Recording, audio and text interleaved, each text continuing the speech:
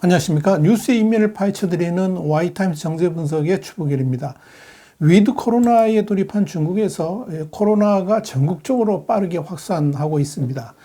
한마디로 당국의 통제가 불가능한 상황으로 번져가면서 의료 대란에 직면하고 있는 겁니다.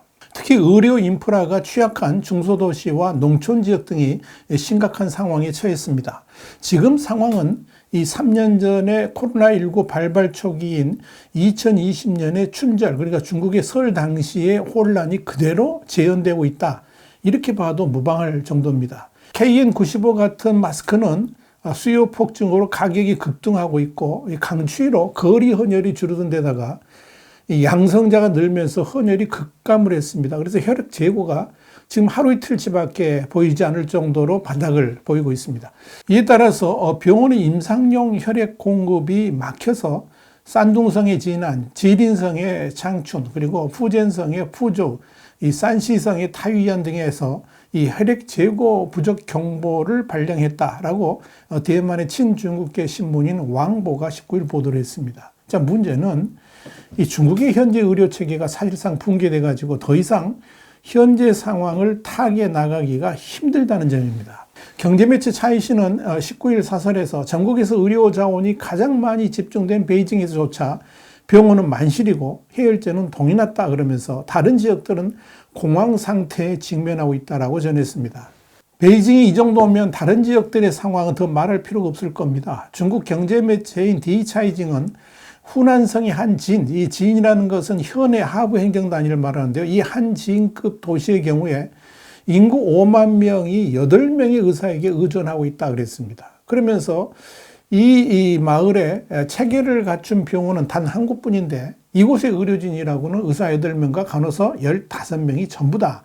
이렇게 보도를 했습니다. 그러니까 체계적인 의료 대응 자체가 불가능하다는 거죠. 디차이징은 이어서 또 다른 인구 7만 명의 마을에서는 가장 큰 병원의 침상수가 99개 뿐이라서 노인 환자들이 헛걸음을 하고 있다 그러면서 이 마을에 59살 되는 환자는 코로나 감염에도 치료는커녕 하루가 지나도록 해열제도 못 구해서 어려움을 겪고 있다고 전했습니다. 자, 그런데 더 큰 문제는 이 코로나 확산으로 인해 가지고 의료 시스템이 붕괴되면서 다른 병을 앓고 있는 환자들까지 제대로 치료를 받지 못해서 위기에 놓였다는 점입니다.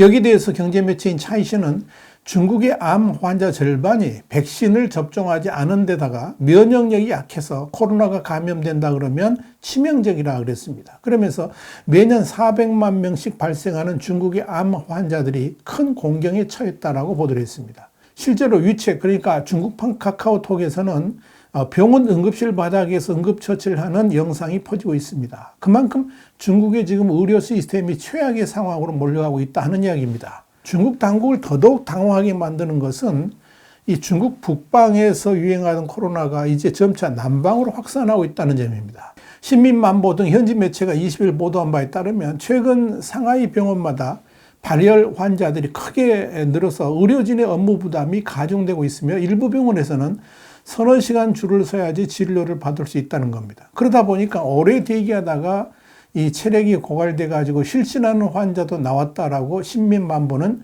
전했습니다.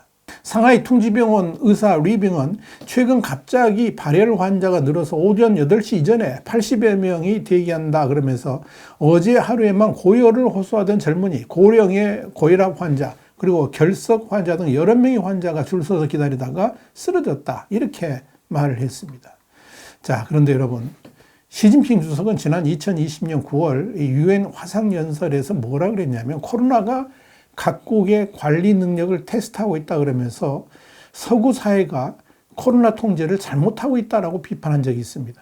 시진핑 주석은 그 후에도 지속적으로 자신이 강력하게 밀어붙이는 이 제로 코로나 정책의 유대함을 강조를 했습니다. 그러면서 이 제로 코로나 정책이 중국의 인민을 행복하게 만들었다라고 강조를 했죠. 자, 중국 공산당 입장에서는 무호류의 시진핑 주석이 그렇게 말을 했으니까 이를 뒤집을 수는 없지 않겠습니까? 그러니까 참으로 해괴한 말들로 지금의 현실을 회피하려 하고 있습니다. 인민일보는 제로 코로나는 코로나 독성이 약화되고 효과적 백신, 치료약이 나오기까지 시간을 벌려는 정책이었다라고 합리화를 했습니다. 방송에서는 3년간 국가가 우리를 돌봐줬으니 이젠 각자 집에서 견디면서 의료시설은 꼭 필요한 사람들에게만 양보를 하자. 이렇게 참으로 해괴망측한 코멘트까지 나오고 있는 상황입니다. 자, 실정이 이렇다 보니까 최악의 상황으로 돌변한 지금의 현실을 중국 당국이 곧이곧대로 이 중국 인민들한테 공개할 수가 없는 거죠.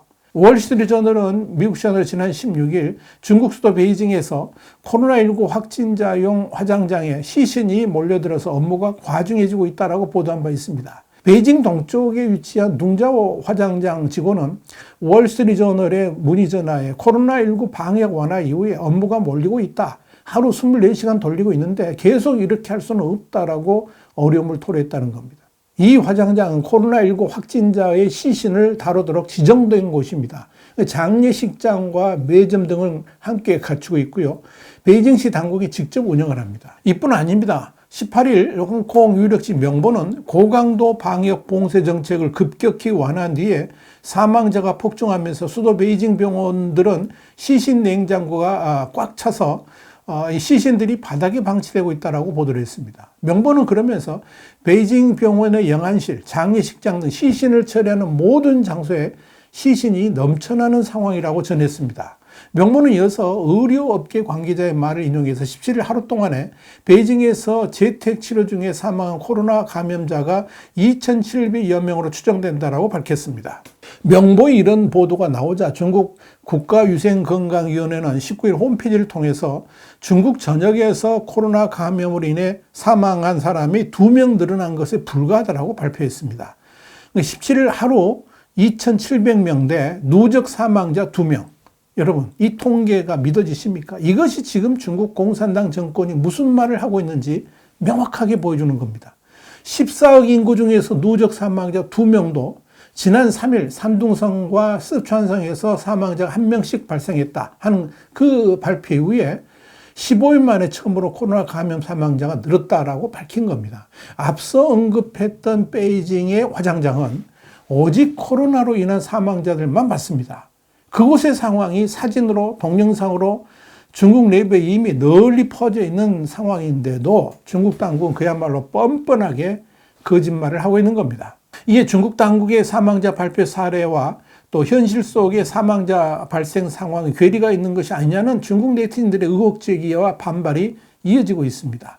이날 중국의 대표적 SNS인 웨이보, 그러니까 중국판 트위터에서는 한 네티즌이 10수억 명의 중국인 중에 하루 사망자가 불과 2명이라니 놀라 죽을 지경이다 그러면서 이 공황을 조장할 필요는 없지만 정신을 차려야 된다고 주장했습니다.